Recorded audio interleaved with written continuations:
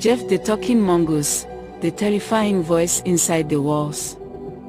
There are places in the world where the veil between the ordinary and the unexplained seems paper thin, so thin that something strange can slip through without warning.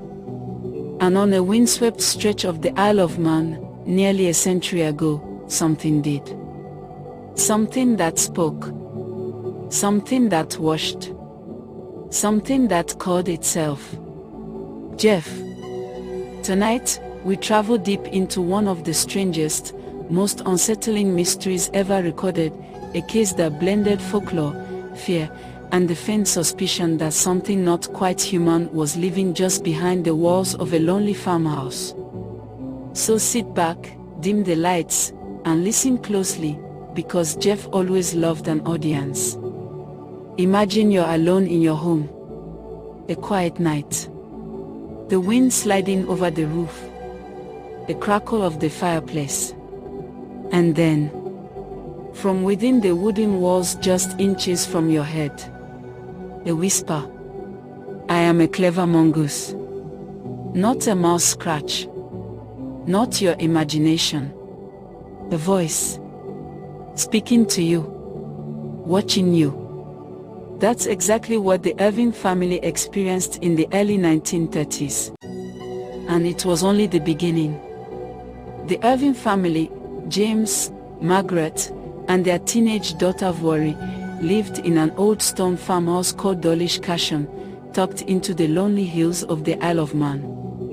The structure was isolated. No electricity. No neighbors. Nothing but sheep, wind, and the eternal hum of the moors. In late 1931, the family began hearing noises inside the walls, light tapping, then scratching, then something like small animals scurrying. They assumed it was mice, maybe a rat. But soon, the sounds changed. They began to hear coughing, spitting, a strange mimicry of human voices, rough, high-pitched, almost too sharp to be real. And then one night, clear as day, a voice hissed through the paneling. Put the kettle on. James froze. Margaret dropped the spoon in her hand. Vori stared, wide-eyed. The voice laughed. A dry, crackling laugh. Over the following weeks, the voice grew bolder, speaking full sentences, mimicking Margaret's singing, repeating bits of conversations it had overheard. Slowly, it introduced itself.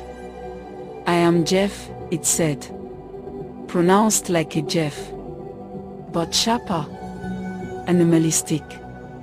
I am a mongoose. A clever mongoose. I was born in Delhi in 1852. The idea was absurd, ridiculous, even. A mongoose. In the walls of a farmhouse. Talking.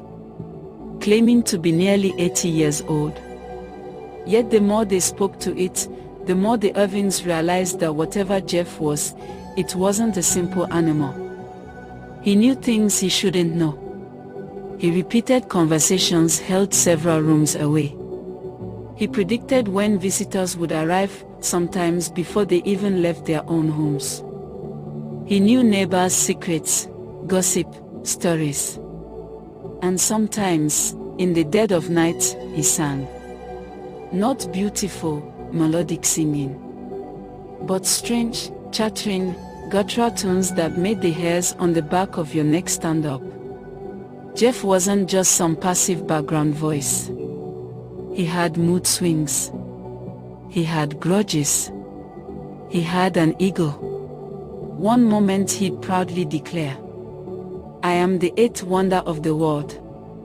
And the next he'd scream obscenities through the floorboards, hurling insults at James Irving until the man was trembling with frustration. He claimed he could leave the house at will, running across the moors to spy on people. He boasted of riding the bus into town. Sometimes he threatened to kill their chickens, only to apologize moments later and say he loved them really. He was playful, cruel, lonely, and unmistakably intelligent. Whatever Gef was, it was clear this thing had lived alongside the Irvings long enough to understand humans and to enjoy manipulating them. Soon, word of the talking mongoose spread across the island. Investigators, paranormal researchers, and curious locals traveled to the remote farm to hear Gef for themselves. Many went home shaken. Some heard his voice, eerie, sharp, always seeming to come from just around the corner or from inside a panel in the wall. Others reported seeing a small, yellowish creature dart through a hole in the wooden paneling, about the size of a ferret, with a bushy tail and unnervingly bright eyes. One visitor claimed Gef threw pebbles at him from the rafters. Another swore Gef whispered her name even though no one had told him what it was.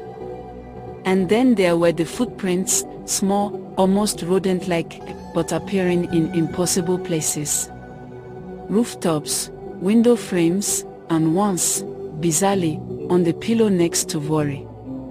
As Gef gained attention, the Irvings found their lives spiraling into unease. James grew paranoid, jumping at every sound. Margaret suffered from insomnia, too afraid to sleep with something in the walls. And Vori, who Gef seemed strangely attached to, became isolated at school, other children whispering that she was the girl who keeps a demon as a friend. Sometimes Gef defended the family fiercely, boasting that he'd chase away thieves or warn them of danger. Other times he taunted them relentlessly. One night, after a fierce storm, Gef whispered, "I could kill you all if I wanted." The room went silent. The wind roared outside. And Gef laughed softly in the dark. Researchers put forward theories. A hoax. A poltergeist. A shared family delusion. A cryptid species. A supernatural trickster. Even a jinn-like entity from foreign folklore. But none of the theories quite fit. How could a teenage girl mimic a voice people heard even when she wasn't in the room? How could they fake footprints on the roof when no ladder touched it? How could a hoax replicate knowledge about visitors' private lives? There was one theory, whispered quietly, that no one wanted to embrace. Gef might not have been a mongoose. Gef might have worn that identity like a mask. Something small enough, funny enough, harmless enough to hide what it truly was. As the years passed, the family grew tired, drained, and desperate for peace. By the late 1930s, Gef's appearances became rarer. His voice faded, becoming distant, almost melancholy. Then one night he whispered, "I'll go now." Just like that. No grand exit. No farewell speech. Only a faint, almost sad rustling inside the wall. And silence. The Irvings eventually sold the farmhouse and moved away. The new owner claimed he never heard anything. Never saw anything. But he did say something strange. That he always felt as though the house was listening. Decades later, the mystery remains unsolved. Was Gef a ghost? A trickster spirit? A creature we don't yet understand? Or one of the greatest hoaxes of the 20th century?